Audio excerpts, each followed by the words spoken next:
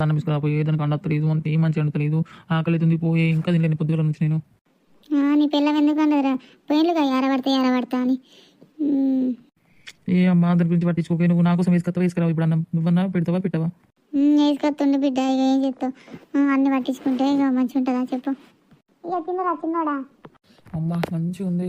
అబ్బా పప్పు ఎన్ని రోజులు ఇట్లాంటిది నాకు ఏమైనా పప్పు అండింది ఆ కుక్కరు అన్నది ఆ కుక్కర్ వంక అత్తే అంత పప్పు అంతా మాడగొట్టింది ఏం పప్పు అండిందో ఏం నీళ్ళు పోసి అండిందో ఎట్లా అండిందో పది అండిందంతా మాడచ్చుదమ్మా ఇప్పుడు ఎన్ని రోజులమ్మా చెప్తుంది నాకు మంచిగా ఉందమ్మా కమ్మ ఉంది. తిను బిడ్డ, ఇక నేనేమంటారా మీకోసం కాకుండా మేము చేసేది వాళ్ళ కోసం. ఇక మీరు మీకు బలిసి మీరు ఎరబడతాం అది ఇది అని చేసిలు మీ అన్న మీ అది నువ్వు నీ పెళ్ళాం ఒక్కళ్ళన్నా నా మాటినకపోయింది. ఇప్పుడు అర్థమవుతుంది ఇక ఇంకా ముందు ముందట మత్తున్నది మత్తు అర్థమవుతుంది ఆవుల్ని మీకు. అమ్మా నాకు ఇష్టం లేదు కానీ ఎవరు నీకు కూడా తెలుసు కానీ నాకు తెలిసి కూడా మళ్ళీ నువ్వు కూడా నన్ను అంటున్నది ఏందమ్మా. నువ్వు ఒక్కడు వంట అయిపోతుందా బిడ్డ అన్నా కానీ మళ్ళీ నీ పిల్లం సైడే మాట్లాడినావు కదా. సరే ఇక వండుకొని తినలే ఏమన్నా వేసుకోవాలి ముందు ముందు అర్థమవుతుంది చూస్తుంది నేను కూడా ఎట్టుంటారో ఎట్లా అనేది అంతా చూస్తుంది నేను కూడా. సరేనా